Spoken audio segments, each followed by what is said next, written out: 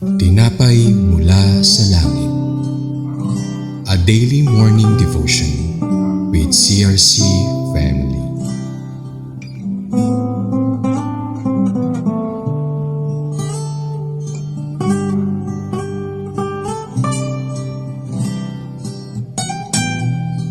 Isang mapagpalang umaga mga kapatid. Ako po si Brother Andy Saliedo ng CRC Chess Daughter Church. Samahan niyo po kami sa ating programang Tinapay Mula sa Langit, ang pang-araw-araw na debosyon sa salita ng Diyos. Ngayong umaga ay matutunghayan natin ang salita ng Diyos mula sa Hukom chapter 14 verse 19 to 20. Ngunit bago po tayo magpatuloy, tayo po ay dumako muna sa maikling panalangin. Ama namin sa langit, maraming salamat po sa buhay na pinagkaloob nyo sa amin mula paggising namin sa umaga. Panginoon, maraming salamat po sa biyaya, sa karunungan at sa kalakasan na ibinigay mo sa amin. Panginoon, hindi po namin magagawa ang lahat ng ito kung hindi dahil po sa inyo. Panginoon, naway ang mensaheng ibabahagi ko ngayong umagang ito ay kayo lamang po ang makita at marinig. Ang lahat po ng ito ay tinataas po namin sa dakilang pangalan ni Jesus. Amen. Ang title po ng tatalakayin natin ngayong umaga ay ang Hukom chapter 14 verse 19 to 20 na pinamagatang Galit at Paghihiganti ni Samson. Sa talata 19, kinuha siya ng Espiritu ni Yahweh at pinagkaloob ng kakaibang lakas. Nagpunta siya sa Ashkelon at pumatay ng 30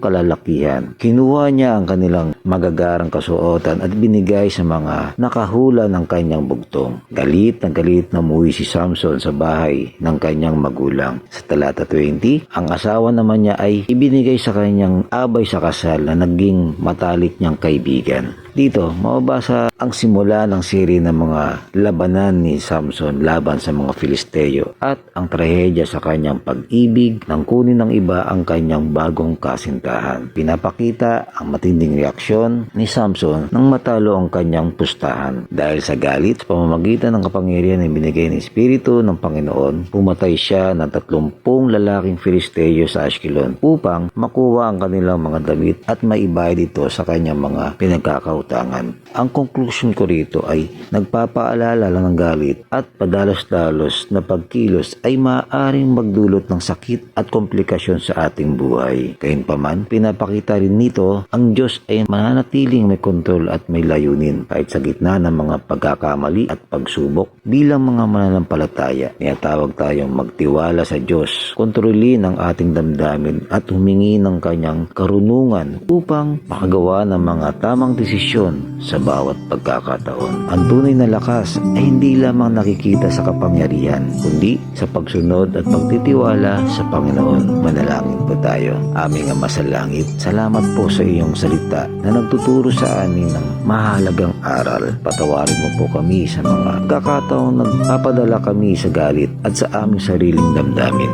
Tulungan mo po kami magkaroon ng mahinahong puso, karunungan sa aming mga desisyon at pagtitiwala sa iyong kalooban. Sa gitna ng mga pagsubok at pagkabigo, turuan mo po kaming lumapit sa iyo at umasa sa iyong lakas. Naway maging kalugod-lugod sa iyo ang aming mga salita at mga gawa. Gabayan niyo po kami sa araw-araw at tulungan niyo po kaming mamuhay ayon sa iyong kalooban. Nilalapit din po namin sa inyo ang aming bansa. Naway iyong pagpalain at gabayan ang aming mga pinuno upang mamuno ng mga na may karunungan, katapatan at may takot sa Diyos.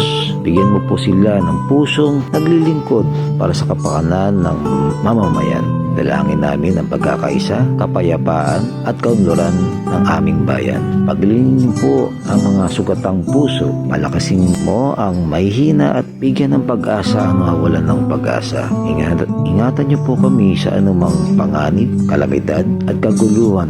Naway manaig ang katotohanan, katarungan at pagmamahalan sa aming bansa. Tulungan niyo po kaming maging mabubuting mamayan at maging ilaw at asin sa aming komunidad.